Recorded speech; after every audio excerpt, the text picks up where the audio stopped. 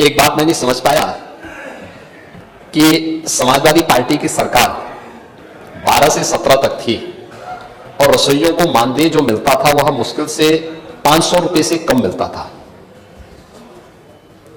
ये 3,72,000 जो रसोइया हैं,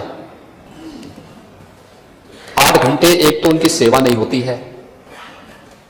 आप लोगों ने दूसरा उनके साथ अन्याय यह किया कि जिनके बच्चे नहीं पढ़ेंगे उनको सेवा से हटा दिया जाएगा। तीसरा, मनमर्जी से चयन होता था, कोई मेरिट उसकी नहीं होती थी।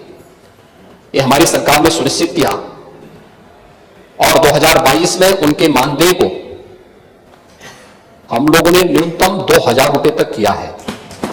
ये हमारी सरकार ने किया है। आपके समय में, समाजवादी पार्टी की सरकार के समय में, ये पैसा उनको 500 रुपए से भी कम मिलता था और उसमें भी चयन में भेदभाव होता था, चाहे वह आंगनबाड़ी का हो या रसोइया का। ये सभी बेहतरीन सेवा कर रही हैं और मैं सचमुच इनका सभी का अभिनंदन करूंगा, क्योंकि फील्ड लेवल में इन्होंने कोरोना कालखंड में बहुत बेहतरीन कार्य करके अपनी सेवाओं के माध्यम से शासन की योजनाओं को प्रत्येक परिवार तक पहुंचाने के लिए बहुत अभिनंदनीय कार्य किया। और यही कारण है कि आंगनबाड़ी कार्यकर्ती हो या आंगनबाड़ी सहायक हो, इन सबके मानदेय में बढ़ोतरी भी की है। इन्हें टैबलेट से आच्छादित करने के साथ साथ इन्हें अतिरिक्त मानदेय भी मिल सके। एक तो फिक्स मानदेय है और इसके अलावा अतिरिक्त भी इनकी इनकम हो सके, इसका प्रावधान भी किया गया है। बहुत सारी आंगनबाड़ी बहुत अच्छा उसके माध्यम से पैसा कमाती है।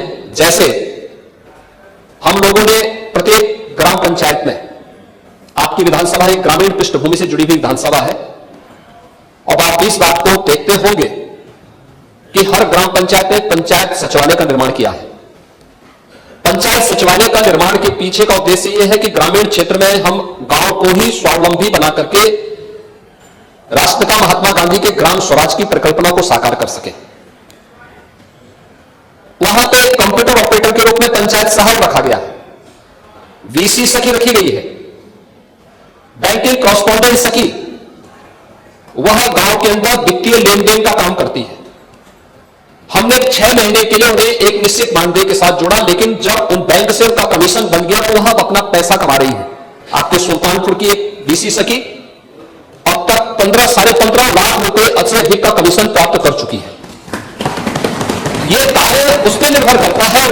पंचायत सहायक को भी हमने ऐसे 6,000 रुपए हम प्रतिमाह देते हैं, वह गांव में 6,000 रुपए तो फिक्स मानदेय प्राप्त कर रहा है, लेकिन साथ साथ जाति प्रमाण पत्र, आय प्रमाण पत्र, निवास प्रमाण पत्र, खतौनी की नकल या अन्य सभी योजनाओं से संबंधित जिन योजनाओं का वह ऑनलाइन सर्विस वहां दे रहा है, प्रति सर्विस उसको 5 रुपए अतिरिक्त भी प्राप्त होता है।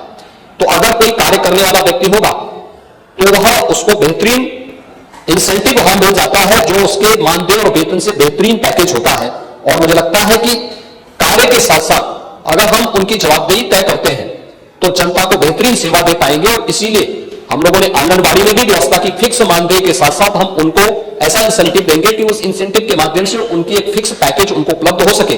आंगनबाड़ी में भी यही किया गया है और समय आने पर जब इसके बारे में आवश्यक होगा तो अवश्य सरकार इसके बारे में विचार करेगी कि जिन लोगों ने बेहतरीन कार्य किया है उनको बेहतरीन मानदेय या उनको उस प्रकार का पैकेज भी प्राप्त हो।